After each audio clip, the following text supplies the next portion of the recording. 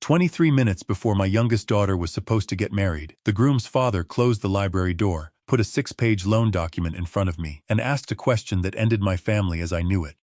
"Robert, did your older daughter sign this?" I looked down. The document was from Piedmont Commercial Bank. Borrower: Lawson Storage and Office, LLC. Loan amount: $1,600,000. And on the signature page was my oldest daughter's name. Megan Elizabeth Lawson. The signature looked right. Almost. I should know. I'd seen Megan sign birthday cards, school forms, apartment leases, tax returns, and checks for 38 years. I looked back at Charles Whitmore. "No," I said. He didn't move. "No? She didn't sign it?" "I mean," I swallowed. "My wife told me she did." Charles leaned back. That was when I noticed his son standing by the window. Luke Whitmore, 35 years old. Still wearing his tuxedo pants and white dress shirt. No jacket. No tie. The man was supposed to marry my daughter in 23 minutes. Instead, he looked like he hadn't slept in a week. Beside him stood a woman I had met once at the rehearsal dinner. Naomi Chen, attorney for the Whitmore family office. Naomi slid another piece of paper toward me. "This came from Megan's attorney at 1:12 this afternoon." I read it. 3 sentences. Megan denied authorizing the refinancing. Megan denied signing any personal guarantee. Megan had requested the lender preserve all electronic signature records, IP logs, identification documents, and communications connected to the transaction. My mouth went dry. I said, "There has to be some mistake." Naomi answered, "There is." Then she tapped the signature. We retrying to determine who made it. Luke finally turned around. He looked directly at me. "Mr. Lawson," Brooke told me, "this money came from a family investment property that you and your wife had decided to give her." I stared at him. "What money?" Nobody answered immediately. Then Charles Whitmore put a brokerage statement on top of the loan. Account owner: Brooke Lawson Holdings, LLC. Balance: $1,084,611.42. Charles said, "That account is part of the financial disclosure Brooke provided before the prenup. My daughter had told Luke she had built those assets through her business. Lifestyle partnerships, consulting, investments, years of work. But the account had been opened 74 days earlier. And almost every dollar in it had arrived from one source. The commercial property my wife, my oldest daughter, and I owned together back in North Carolina." I looked at Charles. Then at Luke. Then back at Megan's name. And for the first time that day, I heard my own voice shake. "I signed the loan." Luke's face changed. Charles said nothing. I continued. "My wife told me Megan had already approved it."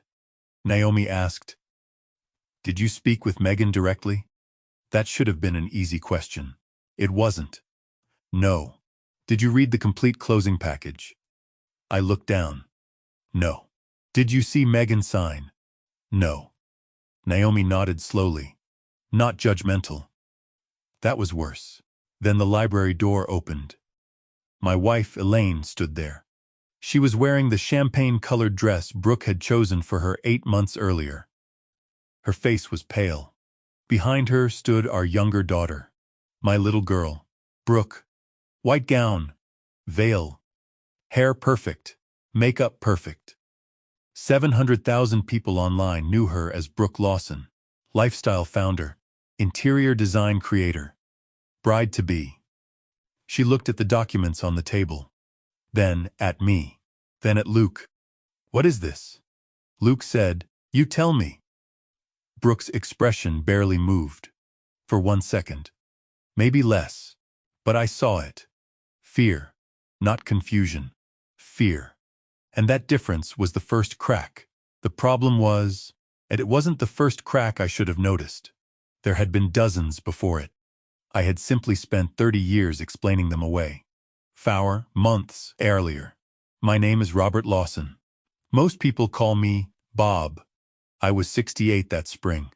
Elaine and I had been married 43 years. We lived outside Raleigh, North Carolina, in the same house where we raised our daughters. Nothing dramatic. Brick front. 2-car garage. Oak tree that dropped enough leaves every November to make me question home ownership. I spent 35 years investigating commercial insurance claims, warehouse fires, construction losses, equipment theft, inflated invoices, fake storm damage, enough fraud to make a man suspicious for a living. Apparently not suspicious enough at home. We had 2 daughters. Megan was 39. Brooke was 31. And if you had asked me before all this which one needed us more, I would have said Brooke. That was the problem. Megan had been easy since she was 12. Good grades. No curfew fights. Scholarships. Part-time jobs. She became a forensic accountant and eventually moved to Chicago, where she worked in corporate compliance. She made good money. Lived below her means. No husband. No children. No dramatic emergencies. We called her independent. That word became very useful to us. Brooke was different. Beautiful. Social, emotional. Creative. At 23 she started posting home renovation videos. Then fashion. Then travel. Then lifestyle content. She was good at it. Better than I ever understood. By 30, she had hundreds of thousands of followers, sponsorships, her own small home goods brand, and a vocabulary that included things like engagement rate, deliverables, and brand alignment. I was proud of both my daughters. At least, that was what I told myself. But pride is not always equal just because love is. With Megan, we admired competence. With Brooke, we celebrated everything. Megan got promoted? Of course she did. Brooke landed a cookware sponsorship. We called every relative. Megan bought her own condo. Smart decision. Brooke moved into a downtown loft she couldn't quite afford. Elaine and I helped with the deposit. We told ourselves Brooke needed a little more support. Megan could handle herself. That sentence became a family policy nobody had voted on. And I enforced it more than I knew. The engagement. Brooke met Luke Whitmore at a charity event in Charleston. Luke's family owned a large logistics and commercial real estate business headquartered in South Carolina. Not celebrity rich. Not private jet on a Tuesday rich. But wealthy enough that people Googled the last name after hearing it. Charles Whitmore, Luke's father, had built most of the company with his late brother. Luke had worked outside the family business after college, then returned in his early 30s. I liked him. That surprised me. No arrogance. No performance. At Thanksgiving, he washed dishes without being asked. When Elaine kept trying to tell him which expensive restaurants he had to try, Luke said his favorite meal in Charleston was still a cheeseburger from a place under a highway overpass. Brooke hated that story. She said it ruined his mystique. I thought she was joking. Maybe she wasn't. Luke proposed on Kiowa Island. Brooke posted the video 20 minutes later. It had almost 2 million views by the next morning. Then the wedding began consuming our lives. Venue outside Charleston. Custom invitations. Welcome dinner. Farewell brunch. Content team. Drone footage. Second photographer, specifically for vertical video. Personalized hotel gifts. 3 dresses. 1 for the rehearsal dinner. 1 for the ceremony. 1 for what Brooke called on the reception reveal. I asked why one person needed 3 wedding dresses. Elaine told me not to start. The estimated cost eventually passed $180,000. The Whitmores were paying for most of the reception and venue. Elaine and I were covering several pieces.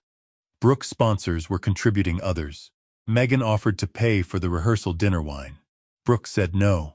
At first, I thought that was mature. Then she said, I don't want people asking why Megan paid for something. I asked what that meant. Brooke shrugged. She has a weird energy about the wedding. That was the beginning.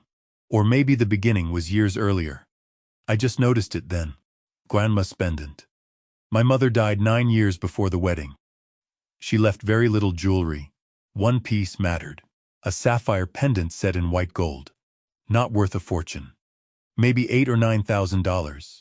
But Mom had worn it to both girls' graduations. In her will, she left it to Megan. Brooke knew that. Everybody did. About 6 weeks before the wedding, Elaine asked Megan whether Brooke could borrow the pendant for her bridal portraits. Megan said no. Not angrily, just no. Brooke called me that night. She was crying. Dad, she hates me. Megan does not hate you.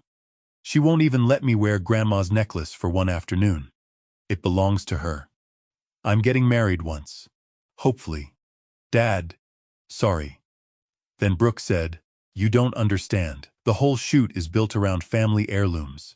I almost asked which other family heirlooms she planned to use. Instead, I said, I'll talk to Megan.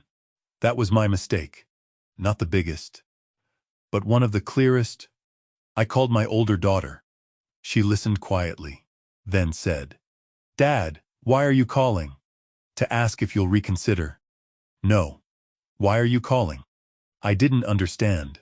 She said, Brooke asked me. I said no. Mom asked me. I said no. Now you recalling. I felt defensive. She's your sister. And it's my necklace. I know. Do you? That irritated me. I'm not trying to take it from you, Megan said. No, you were just trying to make saying no expensive enough that I changed my answer. I didn't have a response. 3 days later, Elaine drove to Chicago for what she called a girls' weekend. When she returned, the pendant was in her purse. She told me Megan had changed her mind. I believed her. At the bridal shoot, Brooke wore the necklace. Megan saw the photographs online. She called me. Where did Brooke get Grandma's pendant? My stomach dropped. I looked at Elaine. Elaine said, Oh God, like she had forgotten. That was the first lie I knowingly helped cover. Elaine said she had taken the necklace from Megan's jewelry box because she still had a key to the condo from years earlier. She said she planned to return it. Megan was furious. I told her Elaine had made a terrible mistake. Megan said, No, Dad. A mistake is taking the wrong suitcase from baggage claim. Mom drove 800 miles and opened my jewelry box. Then she asked, Did you know? I said no. That part was true. Then she asked, Are you going to make Brooke give it back? I hesitated. Only for a second. Megan heard it. She said, The wedding photos are already done, aren't they? I said, Yes. She laughed. Not because anything was funny. Then, keep it until after the wedding. Megan, no. Apparently that's how things work now. You take what you need from me first. Then we discuss boundaries afterward. She hung up. I should have gone to Brooke's apartment that night. I should have taken the pendant myself. I didn't. I told myself the damage was already done. That phrase is another useful excuse. WHMAGN was uninvited. 3 weeks before the wedding, Megan received an automated credit monitoring alert. A commercial lender had pulled her credit. Piedmont Commercial Bank. She called me. Dad, are you refinancing the Durham property? The Durham property was a small office and storage complex my mother had bought decades earlier. After she died, ownership passed. 40% to Megan. 30% to me. 30% to Elaine. The property was worth somewhere around $3.2 million. Almost no debt. We collected rent, paid taxes, made repairs. Nothing exciting, I said. Elaine mentioned maybe taking a line against it. How much? I don't know. Why? For wedding expenses and some improvements. Silence. Then Megan asked, Why did they pull my credit? I said, You're an owner. That doesn't automatically answer it. I felt my patience go. The wedding had already turned every conversation into a hostage negotiation. Megan, call your mother. I did. She said everything was handled. Then, what do you need from me? I need you to tell me whether you signed anything. I haven't. That should have stopped me. Instead, I said, Maybe the bank pulled everyone automatically. Megan replied, Maybe. But she didn't sound convinced. 2 days later, Brooke called me screaming, not crying, screaming. Megan is threatening to ruin my wedding. What happened? She called Mom asking about bank documents. That's not ruining your wedding. She told Mom if anyone used her information without permission, she'd contact an attorney. I said, "That sounds like something Megan would say." Brooke answered, "Exactly." Like that proved something. Then she said Megan was making her uncomfortable. That she had always resented her. That she would spend the wedding weekend watching everyone's money. That she would embarrass Brooke in front of the Whitmores. Elaine agreed. My wife said, "We cannot have this energy there." I hate that phrase now. Energy. It allows you to accuse someone without naming anything they actually did. Brooke wanted Megan removed from the guest list. I argued for 10 minutes. Then Elaine said, "Bob, for once, can we make one weekend about Brooke?" That got me. Because I already believed Megan was stronger, more secure, more capable. I told myself, she'll understand later. I called Megan. I said, "Maybe it's better if you skip Charleston." There was silence. Then, "Are you uninviting me? I'm trying to keep the peace." That's not what I asked. I closed my eyes. Yes. Another silence. Then Megan said, "Okay." I expected anger. Instead, she sounded tired. That hurt more. I said, "We'll fix this after the wedding." She answered, "Dad, you always fix things with me after Brooke gets what she wants." Then she hung up. I sat in my kitchen for 20 minutes after that. I knew she was right. And I still went to Charleston. That is the part of this story I cannot blame on Elaine. Or Brooke. I did that. The loan. About 2 weeks before the wedding, Elaine handed me a DocuSign package. She said, "This is for the Durham refinance." I asked, "How much are we borrowing?" 1.6. I nearly dropped the iPad. Million? Yes. For what? Consolidation. That word made me stop. What consolidation? She sighed. Brooke's business has some inventory financing. We have wedding balances. We re-renovating the Durham property. And we removing money around so the kids start married life on strong footing. Kids. Luke was 35. Brooke was 31. I said, "That is a lot of money." Elaine responded, "The property is worth twice that. That doesn't make the debt smaller." Then I asked. Megan agreed. Elaine looked directly at me. "Yes." "You talked to her?" "Yes." "She signed?" "Yes, Bob. I believed my wife. 43 years. That was my evidence. I signed. I did not read all 87 pages. People love saying, I would never sign something without reading it. Maybe. But people sign things every day because someone they trust puts a screen in front of them and says, "This is the same thing we discussed." Trust is the fastest way around due diligence. I clicked. Initialed. Signed. Elaine kissed my cheek. "Thank you." Then she took the iPad. I didn't see the loan again until 23 minutes before the wedding. The Whitmores had questions first. What I didn't know was that the Whitmore family was already asking questions. Luke had a prenup. Not unusual. His family assets were significant. Brooke had her own attorney. Luke had his. There were disclosures. Property. Debt. Businesses. Investments. Nobody required Brooke to be wealthy. That was important. The problem was that Brooke wanted them to believe she was. She disclosed a brokerage account with just over $1 million. She told Luke she had accumulated it through her company and family investments. Luke believed her. Until Naomi Chen reviewed the source of funds documents. The account was new. Almost all the money arrived in one wire. From Lawson Storage and Office LLC. Naomi asked Brooke about it. Brooke said, "My parents transferred my share of a family property." That was not true. She had no share. Megan did. Then Naomi found Megan's name on the underlying refinance. She contacted Megan. Megan answered within an hour. And that was why Charles Whitmore was standing in a library with me on my daughter's wedding day. Not because the Whitmores cared whether Brooke had $1 million. Because someone had apparently forged a co-owner's signature to create it. Luke told me later. I asked Brooke 3 times where the money came from. What did she say? Family property. She didn't say Megan's property. No. Then he said something I still remember. I could have married Brooke with $10,000. I couldn't marry her after she looked me in the eye 3 times and lied about 1 million. Money wasn't the betrayal. The lie was. Back in the library, Brooke stood by the door in her wedding gown.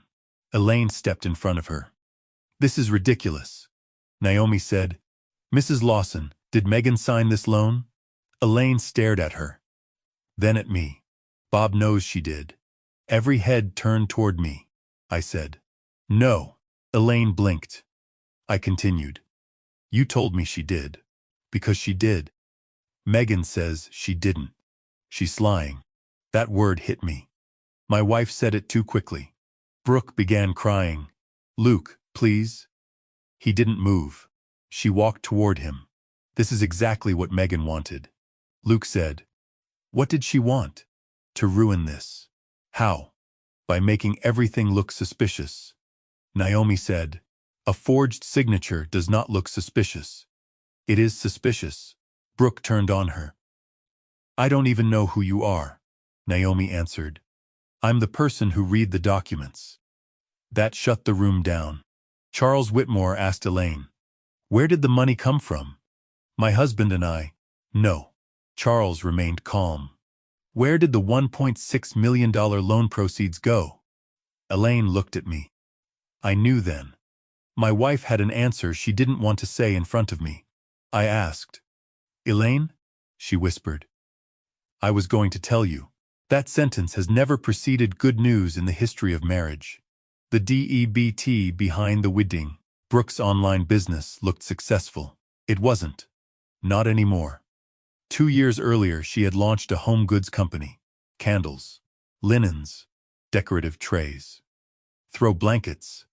Things I had spent my life assuming people bought at Target. Brooke's followers bought them.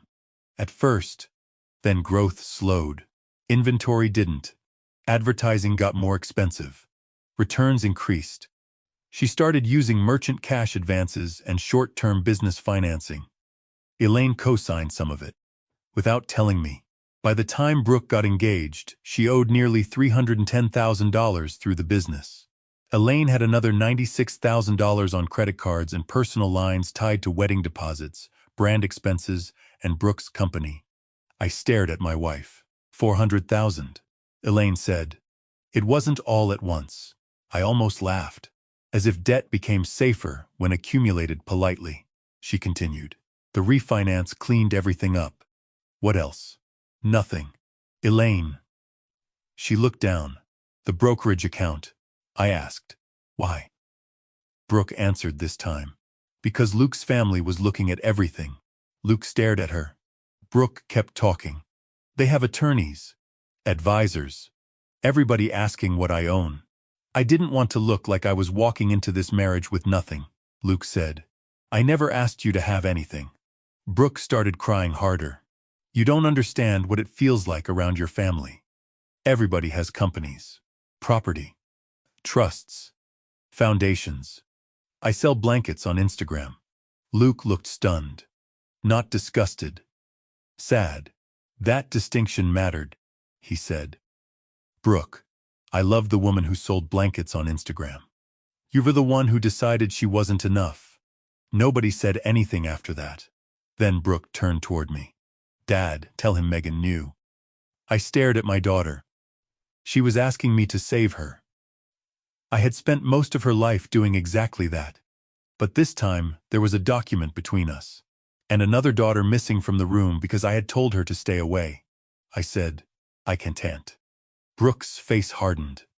Not broke. Hardened. And I realized something. She had expected me to lie. Not hoped. Expected. That was when I understood what I had taught her. Elaine took the blame. My wife said, "Enough." She stood up. "I did it." Brooke looked at her. "Mom." Elaine raised a hand. "I handled the refinance. I used Megan's information. I signed what needed to be signed." Brooke knew nothing about the details. I wanted to believe that. God help me. I wanted it so badly that for several minutes I did. Brooke was selfish. Spoiled. Image-obsessed. But fraud. forging her sister's name. I couldn't make those things fit the little girl I remembered. Charles asked. Why would you do that? Elaine said. For my daughter. Then she looked at me. For our daughter. I hated that she included me. Because some part of the accusation was fair. Not the forgery, but the system around it. We had spent years making sure Brooke never hit the ground. Megan was the ground. Whenever the family needed stability, we stood on her. Charles looked at Luke. Luke stared at the floor for several seconds. Then he said, I'm not getting married today. Brooke made a sound I had never heard from another human being. Not a scream. Not a sob. Something in between. She grabbed his arm. Luke? He pulled away gently. Not today. Please. I don't know what's true. I do. That's the problem. He looked at her. I don't know if you do. The wedding was postponed 20 minutes before the ceremony. Guests were told there was a family emergency. For roughly 11 minutes, that explanation held. Then Brooke posted the live video. She went live from the bridal suite. I found out because my phone started vibrating non-stop. Brooke sat in front of a mirror in her wedding dress. Mascara running. Her content manager was somewhere behind the camera. Brooke told her followers, my wedding was just destroyed by a family member who has resented me my entire life. She didn't say Megan's name. She didn't need to. People online had seen the family before. Within minutes, comments filled in the blank. Brooke said, my sister has always hated that I built something visible. She tried to interfere with my finances. She contacted my fiancé's family. And today, she finally got what she wanted. I watched from the hotel hallway. My hands were shaking. Elaine said, don't respond. I looked at her. What? Anything you say will make it worse. For once, my wife was right. So I did nothing. That decision saved us later. No Facebook war. No angry father video. No comment under Brooke's post. Just silence. Megan called me 5 minutes later. I answered. She said, did the wedding stop? Yes. Are you okay? That question nearly broke me. My oldest daughter had just been accused online of destroying her sister's wedding. And she asked if I was okay. I said, Megan, Dad, don't apologize yet. I stopped. She continued. You still don't know everything. That opened the next door. Megan's attorney. Megan wasn't in Chicago. She was in Charleston. That surprised me. She had flown in the night before. Not for the wedding. For a meeting with an attorney. Piedmont Commercial Bank had responded to her fraud notice faster than expected. Their internal fraud team had found something strange in the electronic closing record. Megan's signature had been applied through a remote signing session. The verification phone number was not Megan's. The email address looked almost correct. Her real email ended at northstarcompliance.com. The one used for the loan ended at northstarcompliance.com. One hyphen. A look-alike domain. Someone had created it 17 days before closing. The remote session came from an IP address in Raleigh. Megan's attorney had already sent preservation notices. I asked, whose IP? She said, they haven't confirmed that. Then, but Dad, what? The recovery email on the fake account was Mom's. My chest tightened. So Elaine had lied. That part was clear. But Megan said something else. The bank also found a text message forwarded to the loan officer. What did it say? She'll never answer unknown calls during quarter end. I froze. Only family knew that. Every quarter, Megan spent about 10 days buried in compliance reporting. She ignored everything. Brooke complained about it constantly. I asked, who sent the text? Megan said, they haven't told me yet. I already had a guess. I just didn't want it confirmed. I asked Brooke one question. I found Brooke in a private conference room. The wedding gown was gone. She had changed into sweatpants and one of Luke's old college shirts. That hurt in a strange way. She looked 17 again. I sat across from her. She said, did Megan send you? No. Did Luke? No. Then what? I asked. Did you know about the refinance? She looked at me. Yes. My stomach dropped. She immediately added, but Mom said Megan was going to approve it. Did you know Megan hadn't signed? No. I watched her. 35 years of investigating fraud had taught me not to stare at someone's eyes looking for lies. People think liars look away. Some do. Some stare right at you because they learned the same thing.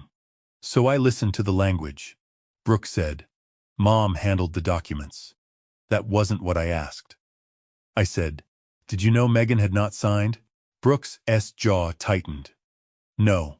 I nodded. Then I asked, why was the fake email created during Megan's quarter-end reporting? Her face changed. There it was. Small. Fast. But there. Brooke said, I don't know anything about an email. I believed that part. Then my phone buzzed. Megan. One attachment. Screenshot. I opened it. It came from a family planning group chat Elaine had forgotten existed in an old iCloud backup. Brooke had written it 82 days earlier. Megan is going to fight the property thing if you ask her now. Elaine replied. Your father will talk to her. Brooke. Don't make Dad ask before it's done. He always caves when Megan gets cold with him. Then another message. Brooke. Once the wedding is over, we can refinance my business and put everything back.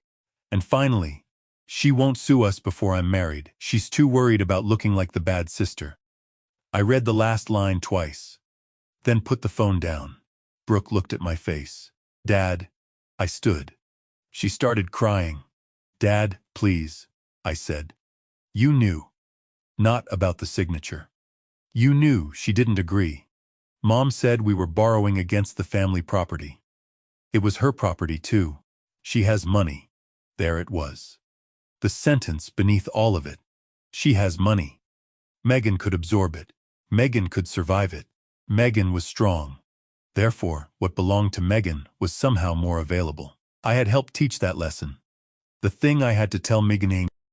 That evening, I met Megan at a diner near Mount Pleasant. She was with her attorney, Samantha Ruiz. Samantha left after 10 minutes. Megan and I stayed. I said, I saw the messages. She nodded. I'm sorry.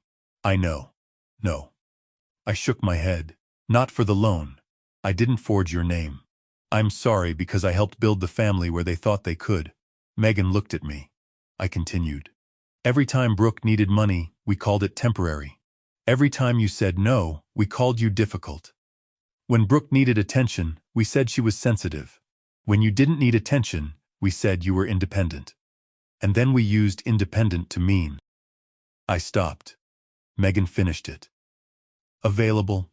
That word landed exactly where it belonged. I nodded. Yes. She looked down at her coffee. I said, I signed without calling you. I uninvited you from your sister's wedding because asking Brooke to behave felt harder than asking you to tolerate it. I let your mother take Grandma's necklace. And when you warned me about the credit pull, I made you feel crazy. Megan said, You didn't make me feel crazy. I looked at her. She continued, You made me feel expendable. That was worse. And accurate. I said, What can I do? Megan sat quietly. Then, don't ask me to forgive anybody. I won't. Don't ask me to protect Mom. I won't. Don't ask me to think about Brooke's mental health before I think about my own financial safety. I nodded. And Dad? Yes. Stop calling this a family misunderstanding. I looked at her. What should I call it? She answered. Fraud. That was the moment the story changed for me. Until then, some part of my brain still believed family vocabulary could soften what happened. Borrowing. Helping. Moving money. Fixing cash flow. Protecting Brooke. No. Someone had used my daughter's identity to obtain $1.6 million. The fact that I loved the people involved did not change the noun. The broker. The bank investigation took 6 weeks. Not 6 hours. Nobody kicked in our door. No FBI agents dramatically arrested Elaine over breakfast. Real cases are slower. Emails, affidavits, phone records, closing platforms. insurance carriers, lawyers. Then the mortgage broker's name surfaced. Dennis Harlan. I knew Dennis. He had played golf with us twice. Elaine knew him through a charity board. Dennis claimed he believed Megan had authorized the loan. Then investigators found he had manually overridden 2 identity verification warnings. One related to the email domain. Another related to the phone number. He also received a $22,000 consulting fee from Brooke Lawson Home 3 days after closing. Brooke said it was for business strategy. Dennis said it was unrelated. Maybe not. The lender referred the matter to regulators and law enforcement. Megan filed a civil claim. The lender froze what remained of the loan proceeds. By then, much of the money had already moved. Some went to Brooke's business debt, some to wedding expenses, some to Elaine's credit cards, and over $1 million had gone into Brooke's brokerage account. That account was frozen too. The wedding had been postponed. The engagement lasted another 12 days. Then Luke ended it, privately. No press release blaming Brooke. No revenge interview. He simply moved out of the apartment they had been sharing in Charleston.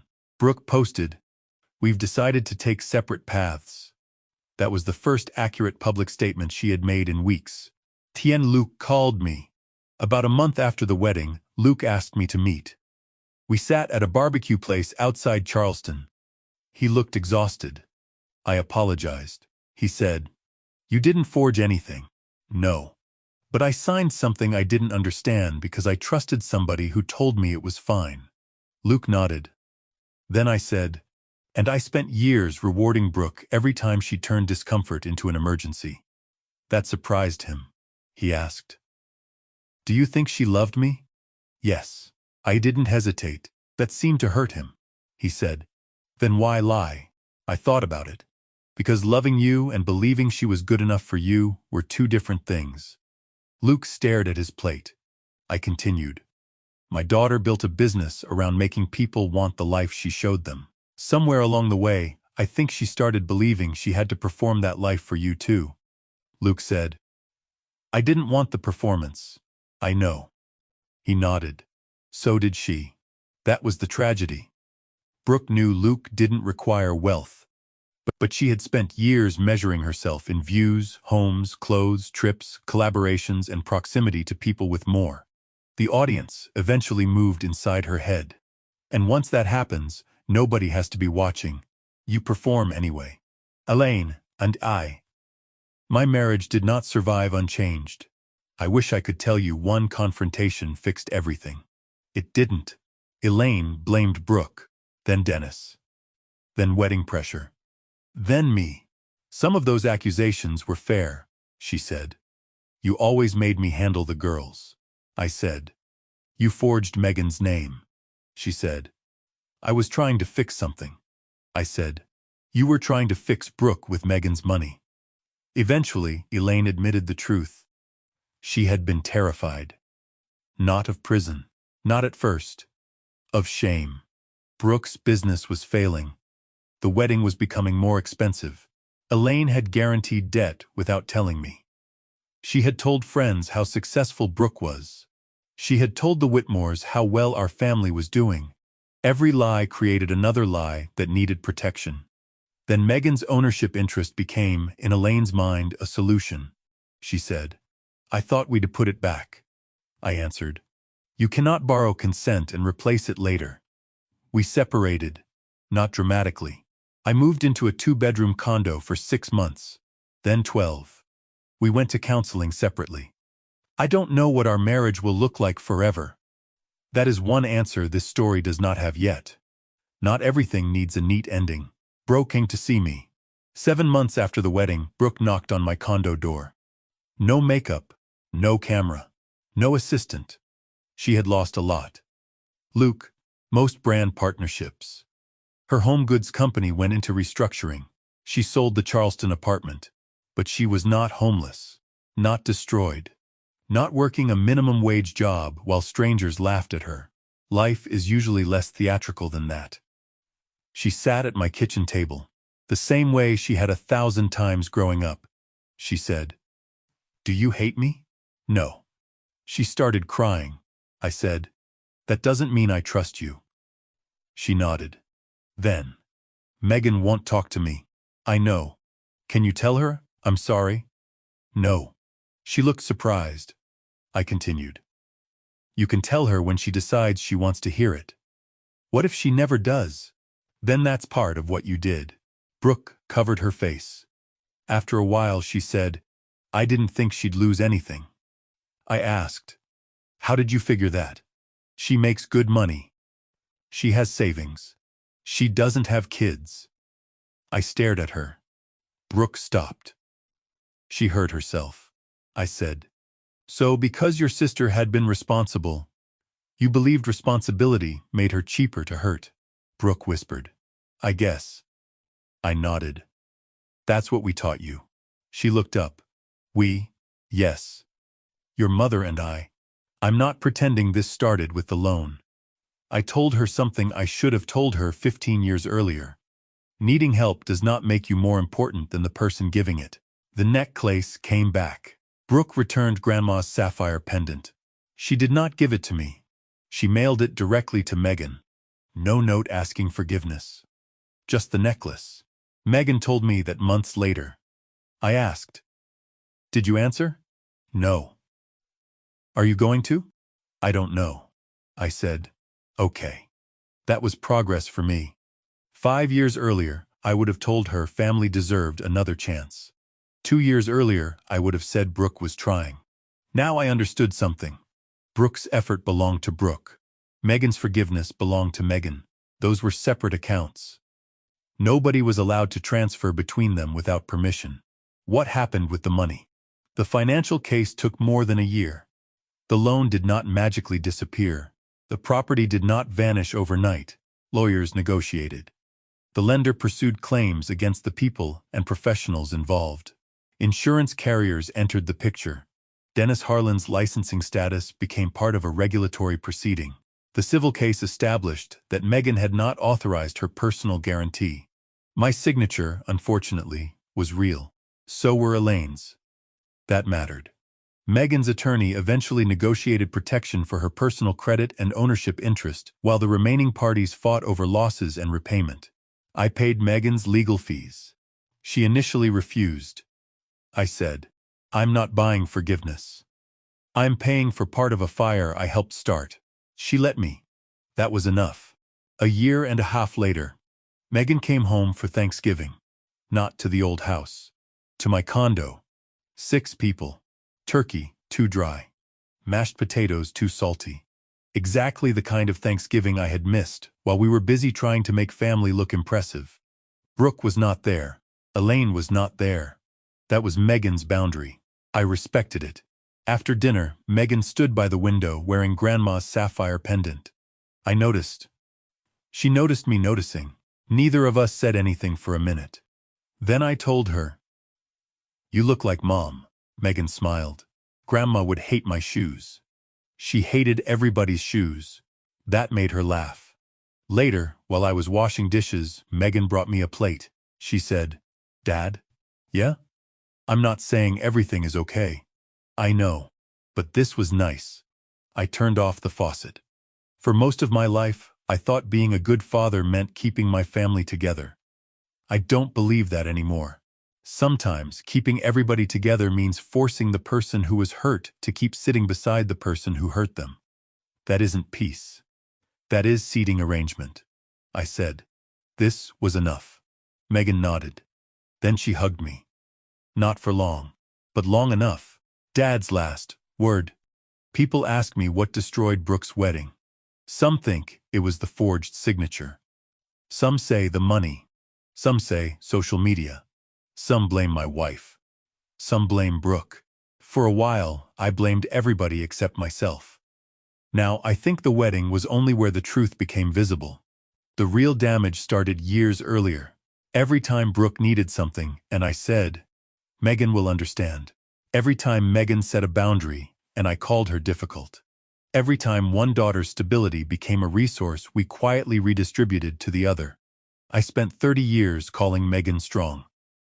What I should have said was, she shouldn't have had to be strong for all of us. That was the lesson. Not that wealthy families are better. Not that money ruins people.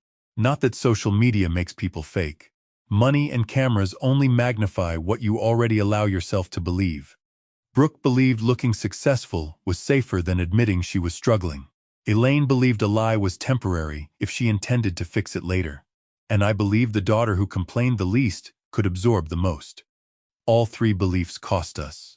The night before that wedding, I had two daughters. One was getting married. One had been told not to come. And I thought my job as a father was to keep the ceremony peaceful. 24 hours later, there was no wedding. There was a fraud investigation. My marriage was coming apart. One daughter barely spoke to me. The other wanted me to lie for her. And somehow, that was the first time in years I was actually seeing my family clearly. I used to think a father's job was to keep everyone under the same roof. Now I think it is simpler. When one of your children tells you something is wrong, don't first decide whether hearing it will inconvenience everyone else. Listen. Verify. And if the truth makes the room uncomfortable, let the room be uncomfortable. Because a family can survive an uncomfortable truth. What it usually cannot survive is a comfortable lie everybody agreed not to question. I learned that 23 minutes before my daughter's wedding. A little late. But not too late to finally become the father my other daughter had needed all along.